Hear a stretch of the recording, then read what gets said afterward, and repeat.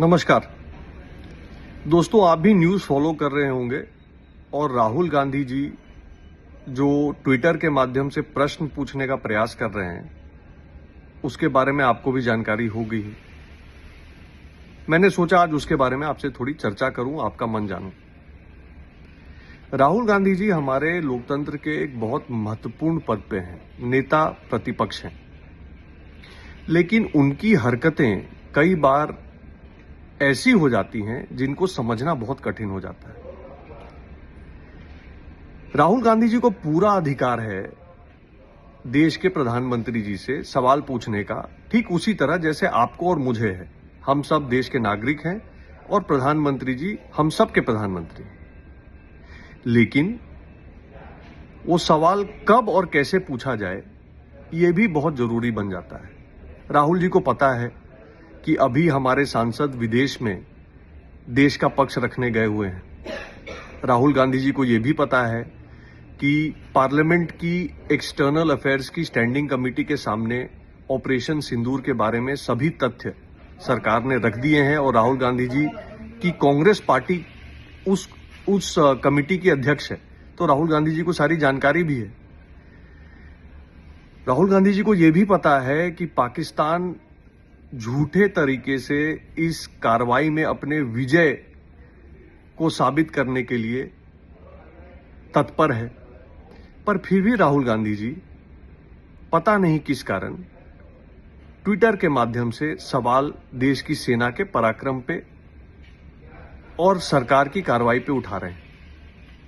शायद वो इस बात को नहीं समझ रहे कि वो फ्री पाकिस्तान के मीडिया को मसाला देने का काम कर रहे हैं और दुनिया के सामने देश का सर नीचा करने का काम कर रहे हैं। खैर, राहुल गांधी जी को समझाना मेरे बस की बात नहीं है, लेकिन राहुल गांधी जी जिस अधिकार से देश की सरकार से सवाल पूछने का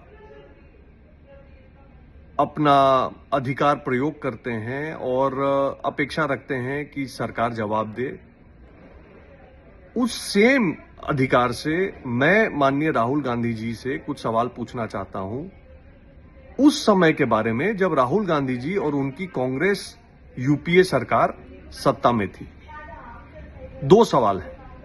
पहला सवाल 2007 का समझौता एक्सप्रेस आतंकवादी घटना।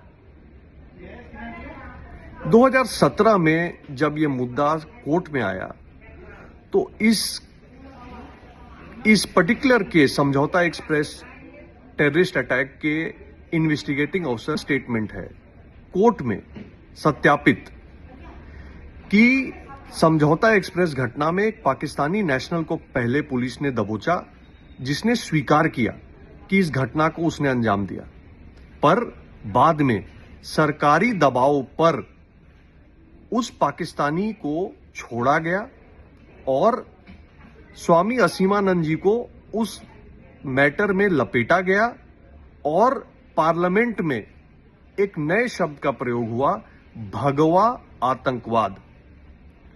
तो मेरा पहला सवाल राहुल गांधी जी से है कि उस समय तो मनमोहन सिंह जी प्रधानमंत्री थे और सरकार 10 जनपद से सोनिया गांधी जी चला रही थी, तो कृपा करके खुलकर बताएं कि ये भगवा आतंकवाद और पाकिस्तानी आतंकवादी को बाइज्जत बरी करने का पाप किसने किया, इसके लिए कौन जिम्मेदार है राहुल जी।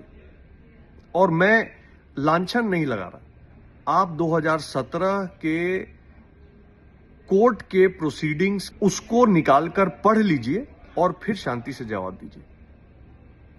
दूसरी बात, 26/11 अटैक। पूरा देश जानता है कि अगर उस समय प्रधानमंत्री मोदी जी प्राइम मिनिस्टर होते और इस तरह से सरेआम बंबई में घूम घूम के गोली चलाकर एक दिन नहीं, 2 दिन नहीं, कई दिन तक हमारे शहर, हमारे सबसे बड़े शहर बंबई के को हॉस्टेज रखने का काम अगर आतंकवादी करते, तो मोदी जी क्या रिएक्शन करते पाकिस्तान में 26/11 अटैक के बाद, ये पूरा देश जानता है। लेकिन उस समय कांग्रेस की सरकार थी, मनमोहन सिंह जी सरकार में थे। अब राहुल गांधी जी से मेरा सवाल है कि उस समय आप बताइए कि क्या देश के सेनाओं ने मनमोहन सिंह जी के सामने प्रस्ताव नहीं रखा था कि हम आतंकवादी का जो गढ़ है उस पर अटैक करना चाहते हैं। हम मुरीदके और बहावलपुर जो जैश ए मोहम्मद और लश्कर-ए तोयबा का हेडक्वार्टर है उस पर अटैक करना चाहते हैं। क्या ये उस समय के सेना अध्यक्ष ने प्रस्ताव नहीं रखा था? और रखा था तो कांग्रेस की सरकार ने उसको अप्रूवल क्यों नहीं दिया? क्यों उसने सेना को रोका? आपको किससे डर था? आप किससे घबरा रहे थे? कहने का मतलब है कि राहुल गांधी जी, प्रधानमंत्री से सवाल जरूर पूछिए ऑपरेशन सिंदूर के बारे में, पर साथ ही साथ ये समझिए कि ये लोकतंत्र है। अपने समय के बारे में जवाब देने के लिए भी तैयार रहिए। देश आपसे 2007 का भी जवाब मांग रहा है और 26/11 का भी जवाब मांग रहा है। तो आतंकवादी व्यवस्था पर और आतंकवाद पर किसका क्या स्टैंड है, ये कथनी में नहीं करनी में मूल्यांकन होना चाहिए। और राहुल गांधी जी, आपको इसका जवाब देने के लिए तैयार रहना चाहिए। नमस्कार।